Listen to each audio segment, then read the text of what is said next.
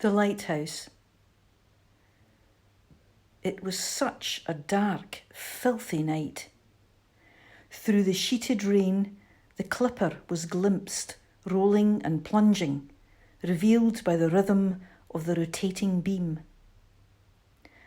Crouched behind a stone dyke, sheltering from wind-driven hard rain, three shapes, even darker than the air around them, raised their rifles. The sounds of the shots were deadened in the murky air. The lighthouse glass shattered, shards sparking in the light before the beam died. All around was deep, melting blackness.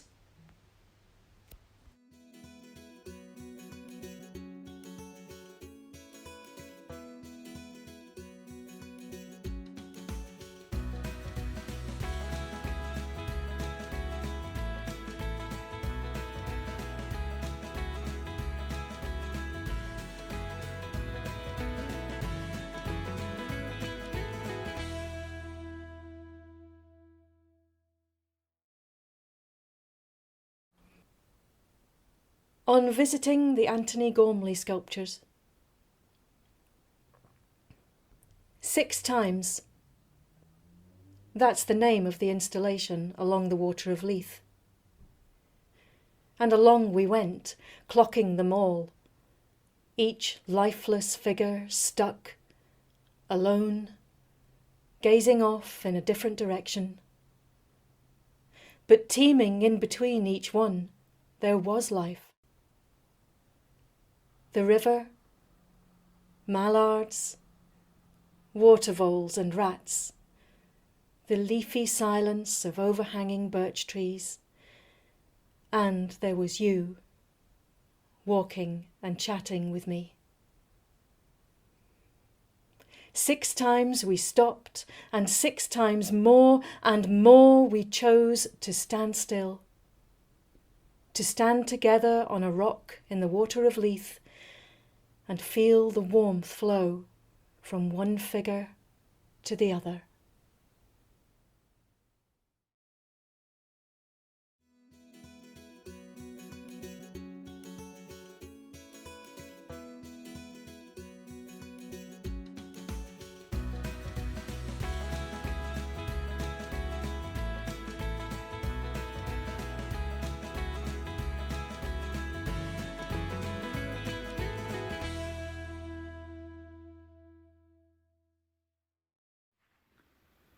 I'm leaving on a jet plane, she sang. Don't know when I'll be back again. The song unsettled me. The extended family had gathered at Prestwick Airport when it was still new and still called that to see them away. From the viewing gallery, I watched the white plane take off. I was 7 years old and package air travel was taking off too. They're all dead now, that generation. Prestwick lingers on, with talk of satellites and infrastructure links. But I still hear the fey words my daft aunties singing, bittersweet. Hold me like you'll never let me go.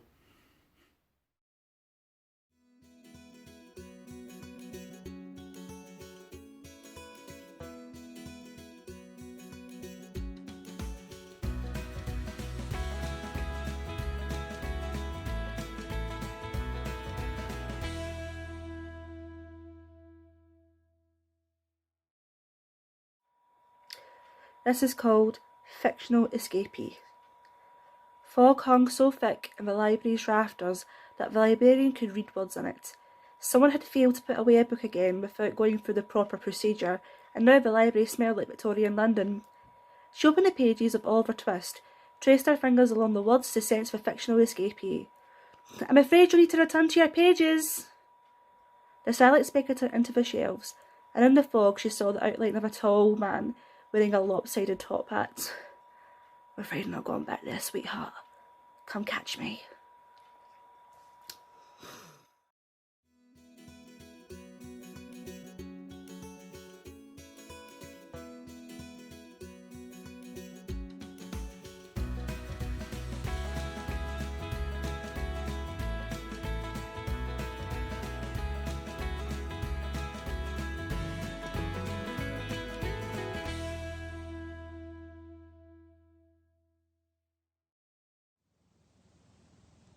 Daniel had made a solemn covenant with God. God alone knew how long he had been on the run. Soft moorland grasses wept with moisture as he finally collapsed, exhausted and gasping frantically by a sheltering thicket of thorn trees. With each painful breath, with each hammered heartbeat, with each prayer, he heard their menacing hoofbeats drawing ever nearer. Daniel was in gloom. Then, drawn suddenly towards an ethereal white light that shone blissfully through the wooded glen. It was then that he disappeared as a new sun rose, leaving the cursing troop of red-coated dragoons utterly mystified.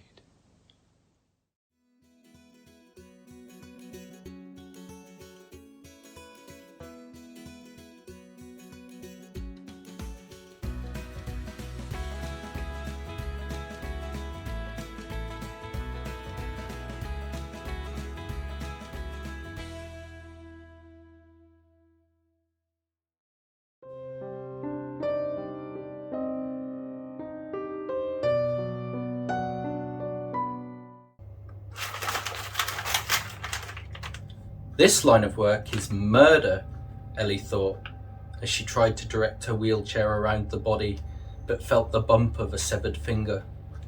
Of all the crime scenes she had attended over the years, this was by far the bloodiest. The small room was packed with furniture, and her right wheel had caught the edge of a pool of blood, just as the sound of sirens reached her ears. Placing the knife in her handbag, she squeezed through the hallway and slipped out the back door. Her thoughts returned. This line of work is murder.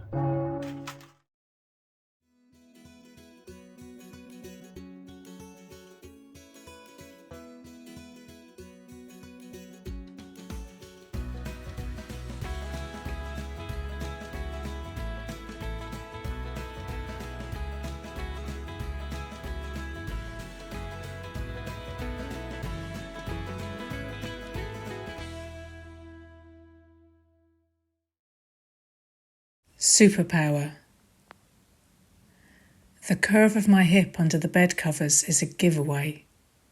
It's when I get up that the fun begins. Joe has become an expert at following clues: a squeaking kitchen chair, the flutter of curtains. Don't you miss my face? I ask. But I see your face, he says, tracing a gentle line down my nose, my lips. I see all of you, his fingers soft on my invisible neck, breasts, belly. I write this in my notes. Dr. Kemp says the process is reversible whenever I have collected enough data. Not yet, I tell him. Not yet.